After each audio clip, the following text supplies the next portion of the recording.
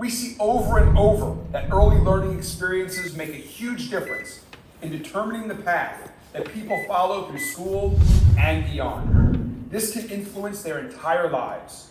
More robust early learning opportunities can address the tragic and infuriating inequities we see so often along racial and income lines.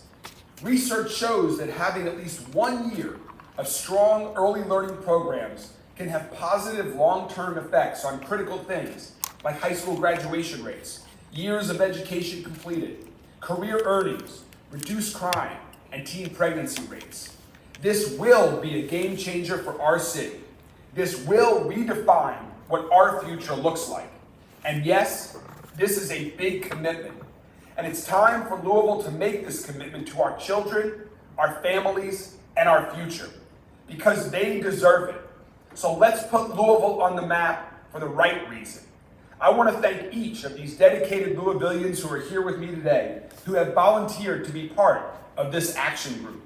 So we're going to hear from a few of them, starting with two who are also outstanding community leaders and public servants who have done extensive work in this area. First is State Senator and former Mental Councilwoman Cassie Chambers Armstrong.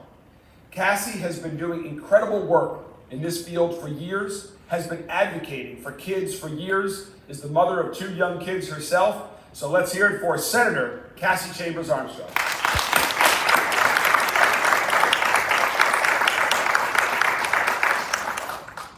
Good morning. They say it takes a village to raise a child. And today, our village is coming together to raise up our children, and in doing so, raise up the future of our city. Even before I was a mom of preschool-age kids, I knew the numbers. I knew the studies the mayor just quoted. Data shows that kids who have access to preschool are less likely to be suspended from school, to skip class, to become justice involved. They are more likely to take the SAT, graduate high school, prepare for, and actually go to college.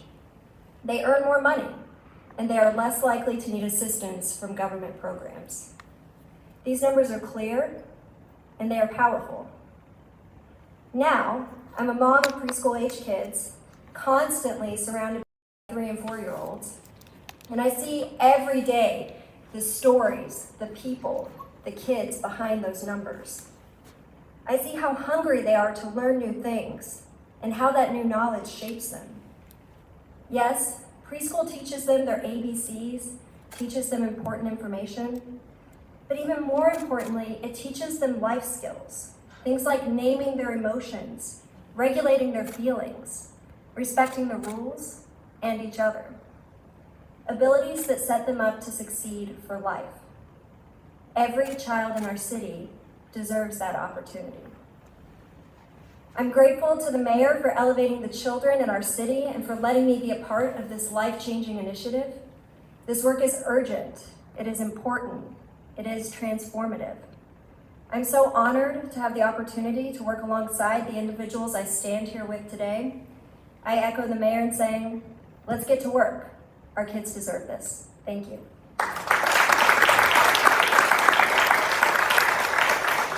Thank you so much, Senator. And we have one other state senator with us here today, another senator for Louisville who I've known for many years and who also has been passionate about advocating for children. Her children are a little bit older, but I know benefited from early childhood learning themselves, both in the House and out the House. So ladies and gentlemen, Senator Julie Rocky Adams.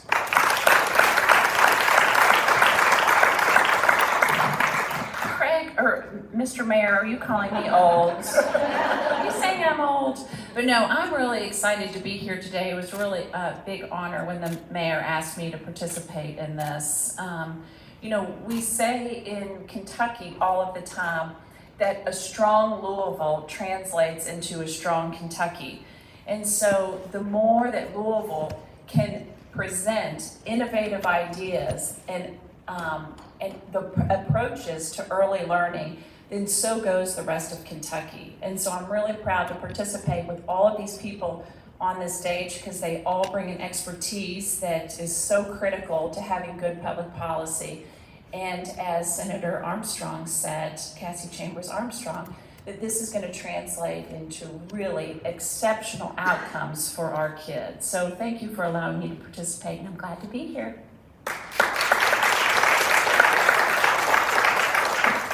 Thank you so much, Senator. Thanks also to State Representative Josie Raymond, who is part of our action group and has been working on this for years and is one of the first people who I spoke with about working to make this a reality many years ago. We have representatives from the University of Louisville, from JCPS, from so many other organizations and institutions that are committed to working to support kids. And so I'm very grateful for all of your support on this.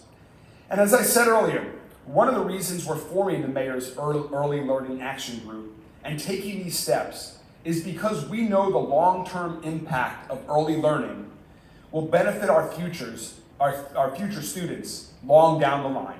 So to talk about that long-term positive impact of early learning on our children, I'd like to welcome the amazing Executive Director of Evolve 502, an organization that is doing so much for our teens, for our young adults, to help them pursue pathways in life so that they can pursue their hopes and dreams. So ladies and gentlemen, the Executive Director of Evolve 502, my good friend, Marlon Cohen.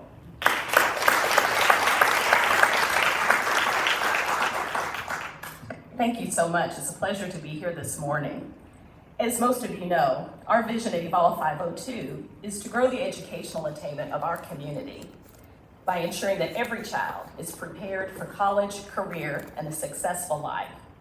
In addition to providing a scholarship opportunity to remove the barriers of cost for our youth to pursue some level of education past high school, we also convene and collaborate with our community partners, JCPS, to ensure all students, regardless of their zip codes, have access to the tools and resources they need from cradle to career. In this work, we fully understand the importance of early education and interventions to ensure academic progress along the pathway and college preparedness. We have all heard about the strong connection between low literacy rates and incarceration rates. And I think we all now understand the importance of students reading by third grade. But we must also recognize that to be reading by third grade, a child must be able to recognize sounds, visualize letters, and follow directions before they enter kindergarten. Kindergarten readiness requires a healthy and interactive start as a baby. And tapping into my healthcare background, we know quality prenatal care for our mothers supports a healthy birth. So the common thread here is early education, early interventions, early learning. That is why the Mayor's Early Learning Action Group is a critical component of our community's growth and success, and is in full alignment with the work of Evolve 502 from cradle to career. So we thank the Mayor, thank everyone standing around us here for their advocacy and leadership in this space. We know there's a lot of synergy now in our community and across the country around this effort, and so it's time to act. We know we've had some early announcements of our partners at LDG that are bringing the Bezos Academies in this community. So now's the time for us to come together and truly make change. And I'm proud to be a part of this group. Thank you. Thank you so much, Marlon. And finally, before we take some questions from the media, I just wanted to make one final comment. Even though I've only been in this job since January, I've already had people ask me, what do you want your legacy to be? Well, here it is. 20 years from now, when the first group of JCPS students who all had 2 years of quality early learning at ages 3 and 4 are graduating from high school, just as so many JCPS kids did just a couple weeks ago. In 20 years, when that graduating class is walking and getting their diploma, I want to see the members of that JCPS class to be the highest achieving graduating class in the history of our city because they got their educational start through early learning activities that this group here today is going to make happen. I want them to be the highest achieving graduating class in the history of JCPS until the next year's class graduates. And then the next, and the next, and the next. That's the legacy I want to create for our kids in Louisville. That's the legacy all of us here today want for everyone of our city.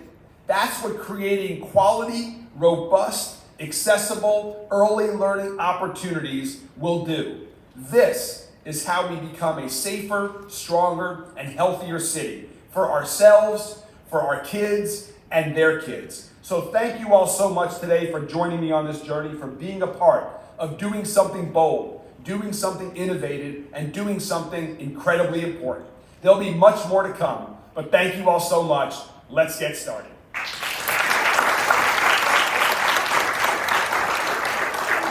And with that, yes, Matthew.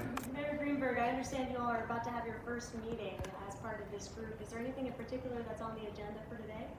I think today it's going to be getting to know each other and starting, to talk about the schedule, what the goals are, and really just getting to work right away. There's no time to waste. And I know part of this is going to be the finances. I know I saw the Novak family listed on here, Novak Family Foundation. Are we looking at corporate sponsors? What kind of, I know it's early, but this is going to cost a lot. I think that's one of the biggest questions. Everything is on the table. My guess is the way that we will finance this will be some sort of public-private, nonprofit, philanthropic foundation partnership that is put together, and there'll be many different pieces to it. So that is my guess as to how we end up. But unlike some other things where you've seen other elected officials before make announcements about commissions when they really know how it's going to end up, this is not one of those cases. We organized a group of brilliant, creative, caring people who have experience in these fields to come together and put together a meaningful plan that will work. That none of us up here today know how it's going to end up. We do not have a set plan in the works already that we're looking to just make happen over the course of the coming months. This is going to be a true working group. It will be an innovative, impactful plan that we will have, and we're excited to share with the community when it's done. And my only charge to this task force is be bold. Think outside the box. Just because something hasn't been done doesn't mean it can't be done, and doesn't mean it shouldn't be done. In Louisville, our kids deserve the best, and this group is going to help make sure they get the best when it comes to early learning. We have thousands of families right here in Louisville that every year they've got to make that tough decision. Am I going to go back to work, or am I going to send my kids to preschool? What would you say to those families hearing about this group for the first time? That's a big part of why we're here. I really think that early childhood learning is about two things. It's about the kids themselves and their future, and it's about their parents and their family.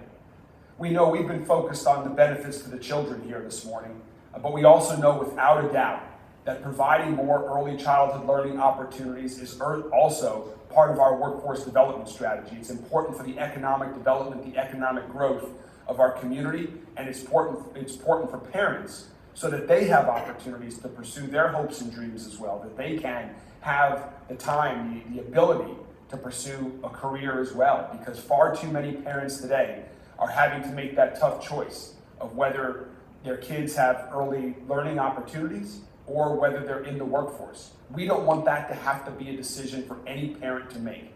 We want to make sure that every parent, that their kids can get into early learning opportunities at the age of 3 so that they can be in the workforce and continue to provide for their family and to pursue their career dreams as well. Would this be implementation for fall 26 then? Is that the goal? It's too early to speculate. We're going to come up with a plan by the beginning part of next year so that it can be part of our budget proposal to the Metro Council next year. How quickly things can get implemented, we will figure that out as part of the plan and let everyone know. But I think we all know that we want to make this happen as soon as possible, but we also want to do it right. All right, thank you all very much.